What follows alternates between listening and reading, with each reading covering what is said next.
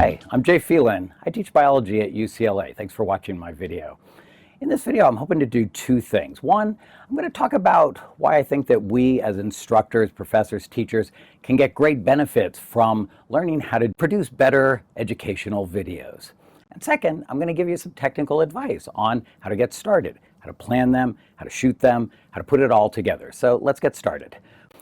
Recently, I have been making a lot of videos for my biology classes, which my students then watch asynchronously. Hi, I'm Jay Phelan. Let's learn some biology. Prior to this, I had no experience whatsoever in making videos. I didn't even know that my camera had a video function.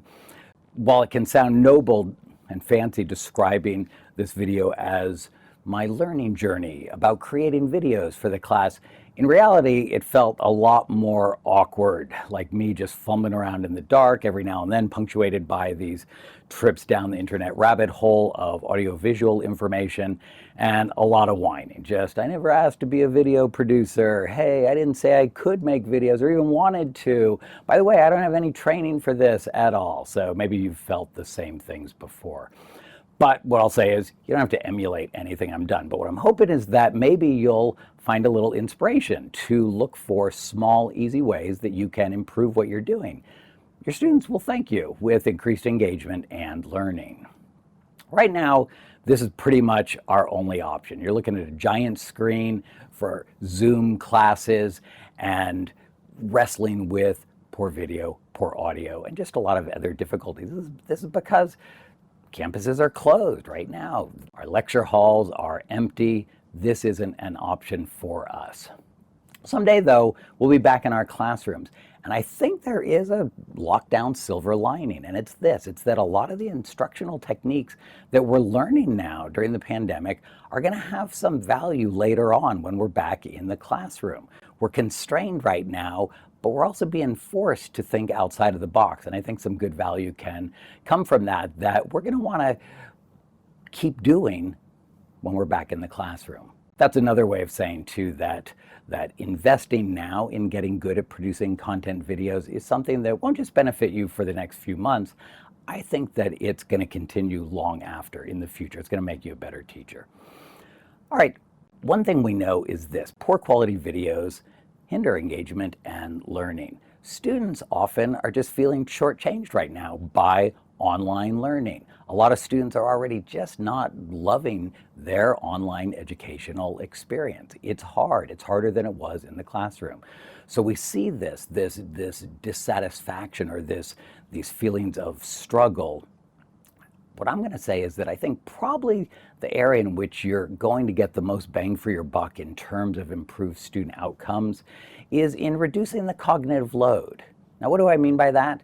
Well, I mean that when you can reduce the student's extraneous cognitive load, that is the outside things that are competing for those valuable brain cycles of theirs, they can devote those brain cycles to actually thinking about the content.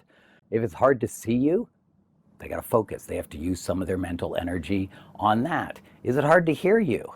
Think about that. If you're ever talking to someone on a bad cell phone connection, you got to hold it to your ear so tightly and it takes all of your effort to figure out what they're saying. Well, that has a lot of cognitive resources that aren't available for processing the information, using it, playing with it, all of that. If it's hard to stay focused because either it's boring or it's hard to see or you don't really know what the point is, all those things are going to be difficult. My goal here is to give you some practical tips, so let's get technical. First thing is this: remember, whether you're in the classroom or you are doing a class online, those are just methods of delivery. You still have to have a good class. Pedagogy matters. So you have to contemplate, what's the scope of coverage? What are you going to cover in the video? How long is it going to be? In one really nice study from University of Rochester and MIT, researchers looked at 6.9 million viewing sessions of online education videos to evaluate what was engaging, what worked, what did not work, and probably their chief finding was this: short videos are more effective. All the way down to about 6 minutes in length, but at a maximum somewhere between 12 and 20 minutes. That's important for you to do. Figure out how you can put it into those bite-sized chunks. If someone looks and they say, oh, lecture 11, immunology, 53 minutes, you're not going to get the engagement that you want. Second thing is this: we're all self-conscious, and it's a little bit easier to think, hey, why don't I just put the slides up and record my voice over? They can look at it. It'll be the same thing. Well, you don't have to be a biologist to know that we're evolved beings. We focus on people talking. That's how we communicate. That's an important thing. Sure enough, they found that when you have the instructor's head plus slides, that was more engaging than just the pictures of the slide. You got to get over your fear, your horror at seeing how you look on screen if you just want to be more effective. Here's one of the ways that I do it. Instead of having the full screen of slides, you move them over a little bit, but you're still there so they can see you. And you can move to full screen images every now and then, but you need there to be a person. You're their teacher. This isn't just about content delivery. You got to cover stuff that is relevant to students' lives. That's always been important in the classroom, but it is all the more important now with a lot of online education and education in general. We're seeing that the more students can link it to their lives, the better it's going to be. Similarly, you have to remember that your tone matters, the way you are approaching this, that you're not delivering content. What are you doing? You're teaching. You're helping them to integrate it with what they already know. You're teaching them to see how they're going to use it. So structure your educational videos that way. Getting into the technical guidelines, the first thing I want to say is that your overall presentation style matters. It can be hard to think about that as a teacher, that you are also in some way performing. You have to figure out, how can I most effectively get this into my students' heads? As part of this performance, you have to realize that the foreground and the background literally really matter. If you look at something like this is great. This is a perfect way for something to look because you've got a background that is interesting, but it's not distracting. It's not sharply focused. So you see that it's there, but your brain isn't trying to figure out what the deal is. Similarly here, there's a really nice way to set it up. There's something in the background. It's not sharply focused, but you see it there. There's a little bit of color. There's a little bit of life. It's simple, but it's not bare. Or this is a nice way to do it. If you can have an angle, it's in focus at the front and it kind of trails off towards the back, but that's real nice. If you ever doubt whether or not it matters what the background looks like in your educational videos, I'll tell you this. On Twitter, there is a site called Room Rater, and this person actually rates every talking head on TV.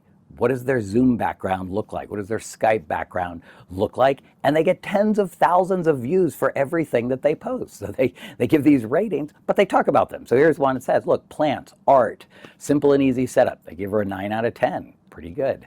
You look at this one, same thing. It's not bad. Love the art. Plant. There's a ball there for some color. Then they say, raise sights, lower the camera a little bit. The camera is up too high there, and that detracts from it. Or this one looks nice. They make fun of the intercom, but they say the tiles are perfect. That's nice. But then they point out, head plant. There's a plant on the shelf coming out of his head. Very distracting. All you have to do is move it a little bit.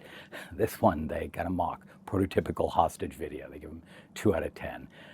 Or this one, they love this. There's some art in the background. There's a nice balance in color. But then they say, turn the plane around. They have the plane sort of pointing right at the head. That's distracting. Little things like that matter. Here's another one. Great art, nice books in the background, nice chair, a little bit of fabric there. But they say, raise the camera slightly because you've got this weird thing. You're looking at the bottom of the bookshelves there, and you could make that better. It's not that hard to do. Or this guy, could be decent with all these shelves, but he needs a little bit more light, and he's got a bunch of stuff in the lower left, just a mess. Well, clean that up.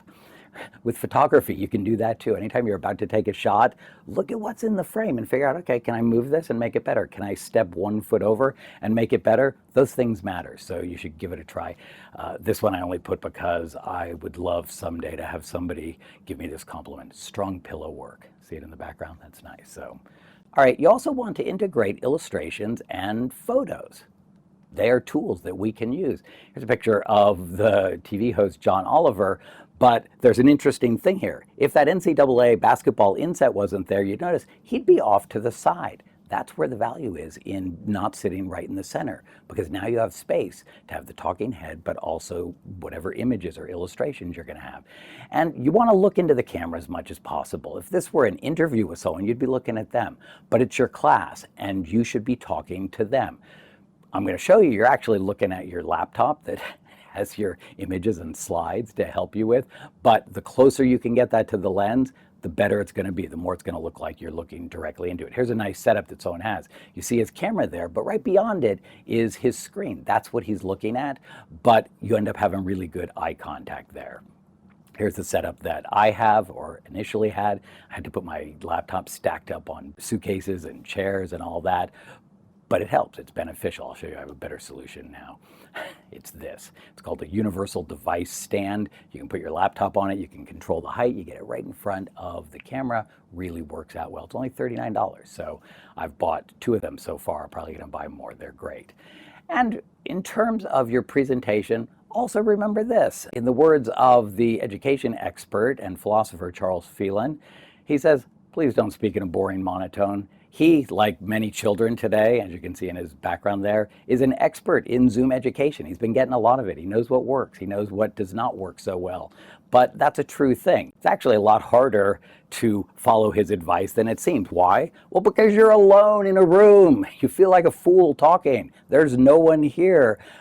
But you have to remember, you have to get into the zone that my class is there. There are lots of people out there. I'm talking to them. It's just asynchronously. But I know it's hard. So whatever you can do to make that work is helpful. All right, technical guidance. Picture quality matters. It really does. As we've seen previously, poor picture quality can really make it hard for people to focus on your videos. Remember this guy? How many different ways did he make it difficult to watch what was going on? There's low resolution of the image. It's a terrible angle looking at him. There's a distracting background with that fan. The background is really bright, drawing your attention, but the foreground was too dark. It's kind of out of focus too. You got all these things that are making it hard for him to be effective. Same thing here. You look at this and you see you can be way underexposed, or you can have the background brightly exposed but your face not exposed, or your face is overexposed if the lights are too much. Taking a little bit of time at the outset to try to get the lighting and exposure right is really important. You're going to get a lot of benefit from that. For a lot of people, just walking around their house with a cell phone looking to see what it looks like as a framing device can save you a lot of time before you set up your camera and everything else. Using a real camera, critically valuable. I'm going to recommend you get either a digital SLR or compact or a dedicated video camera. Just needs the features that it can record in HD, doesn't have to be 4K. It has to have an external mic jack, which I'll explain. Almost any kind of lens is good. You don't want it too much of a wide angle lens because that can distort, but 50 millimeters fine, or a 24 to 70. Zoom can be fine, so gives you a little bit more flexibility. That's what I'm using here. Lots of different digital cameras are fine for this. Something that I like to do is I go to YouTube videos and I wanted a compact camera with a mic input. And you look and it's like, hey, here it is, Panasonic Lumix, $600. Or this one, a Canon EOS Rebel, $400. So by watching these videos, I can get some help. I'm also gonna say this, you want a tripod. Tripods are surprisingly inexpensive. Here's one on Amazon for $17. Something that's not essential, but I find to be very beneficial is an adjustable LED light, or 2 of them.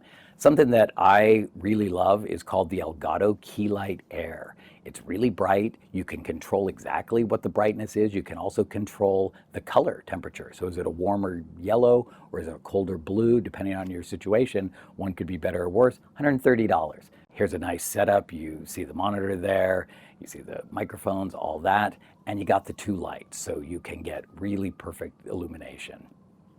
So let's see how a real camera and lights can improve the image. Here's a guy who makes videos. This is just from his Max built-in camera and the ceiling lights. It's not bad. It looks familiar, right? Like a lot of Zoom calls that you're on. You're constantly focusing though. It's not quite as good. Look at this now. Now you do it with a $500 Sony camera that has a higher resolution. That's pretty good. But then he went one step further. He got the Elgato Key Light Air. And look now. So now he's called out while the background fades a little bit. So if you compare this back with the original image that seemed passable but is not as good, look at that. So there's a lot of benefit just from these little improvements that you make incrementally. Here's something from when I first started making my videos a couple months ago. Not bad, lighting's okay, but I wasn't using any extra lights. This is just whatever was available in my office. then I got one. This one, maybe I've got a little bit too much on the warm yellowish. Here's where I got a second one so that I could illuminate from both sides. So the little bit of change, I think, is worth it. Some exposure settings that you might want to use: shutter speed, 1/50th of a second aperture. I go usually f2.8 to f4. With the lower, the 2.8, it is nice because the back becomes defocused, but you have a narrower plane of focus. So sometimes if I'm worried, I want to make sure that I stay in focus. Even if I move forward or back, I'll go closer to f4. I think right now I'm at about f3.5. For the speed, the ISO, anywhere from 100 to 640 is fine. Most camera sensors these days, it'll look great either way. So I use that just to keep the exposure exactly what I want after picking the shutter speed and aperture. Focal length, as I said, around 50 millimeters is good. 60 or 70 is good as well. I think I sometimes err a little bit closer to that side. Next thing I want to talk about in terms of technical guidance relates to sound quality. I don't know why I waited this long into the video to talk about this, but I think that by getting a high quality microphone, you'll see the biggest improvements in your educational videos. This is where you should be focusing your efforts, and you'll get a lot of payoff for them, I think. This is the built-in microphone on your laptop. It's kind of an afterthought for the computer companies. It's echoey, it's tinny, and it's just sad. One way that you can step up from there is a USB mic, like something called the Blue Yeti USB microphone. These are pretty good. I have one at home. If I have to do a quick kind of Zoom call, it's nice. Plugs right in USB. You want to make sure that you can connect it to your camera, though. It costs about 150, 160 bucks, but I'm going to recommend this. This is a Sennheiser microphone, and it's expensive. It's about $700, but it makes the sound much, much easier to hear. It's very easy. It hooks right into the camera, plugs in. This is why I said you need a mic jack, and then it has a receiver on the camera, and then you have a little transmitter pack, and that will, here it is, and that will then give you a good signal. It's got something called an XLR connection, or you can just plug it right in through a little plug into the camera. So this is a huge improvement in terms of video quality. You don't need fancy room treatments, things to deaden all the sound. I will say this though, be aware of it. If you can be in a room that has more rugs rather than a hardwood floor, that's going to be better because there's not going to be echoes. So now you want to put it all together. Editing is going to be necessary for your videos. I don't record the slides, the images, at the same time that I'm speaking. That sounds like it could be inefficient, but it turns out to be a whole lot easier. I make the slides as if I'm going to do a class. I put them on my laptop. I put the laptop on the little stand right near the camera, and then I make the video as I talk through the slides. Then afterwards, I take the video that I've recorded and I insert the images where I want them and for how long I want them so that it looks something like this. And I have control. How big is it? How long does it stay there? Do I ever make it full screen? All those different things. You have total flexibility. I use a program called Adobe Premiere Elements. 60 bucks it costs. This is the kind of amateur version of video editing that they have. It's totally fine. What I do is I create my PowerPoint. I've got all the slides. That's what I'm going to talk through. And then I save each one as a JPEG. In Premiere Elements, what you do is you open it up, you take all those images and you move them in. These are going to be assets that you can use, and then you're just going to drag them into the spot where you want. So you lay it out in a timeline. You can see the sound, you can see the picture of the image, and then you have another one above that will show up that you can resize elsewhere in the screen, and you just adjust those. You go through the whole thing. I also like to edit out little bits where I say or so, whatever. I can even see just the little sound patterns. Super easy. Just block both sides and say delete and close it together. I watched YouTube videos for about 2 hours to learn how to use Adobe Premiere Elements. I learned enough there to do everything I do in my videos. So to summarize, I add the images to the video, then the program has this thing called export. I export a video, an MP4 file. I set it to 1920 by 1080 resolution, something called H264 MP4. This is just one of their defaults, but it was recommended in videos I watched. And then I upload that MP4 to my course LMS. So to recap, here are the things you need. You got to get a camera, a good camera that is HD and has a microphone jack. You want a microphone. I'm recommending the Sennheiser, the LED light, the Elgato Key Light Air, 130 bucks. The laptop holder, that's the Pile PLPTS3, that was $39. I think a great deal. You can use it for a ton of stuff. Tripod for 40 bucks, and then the editing software, which was 60 bucks. But with that, you got the full setup, and you can start making videos that are going to be much better, and you can use them for a lot of things right now during online education. I think you're going to be able to use them later on to make your courses better too when we're back in the classroom. So thanks for watching. I hope it works out for you.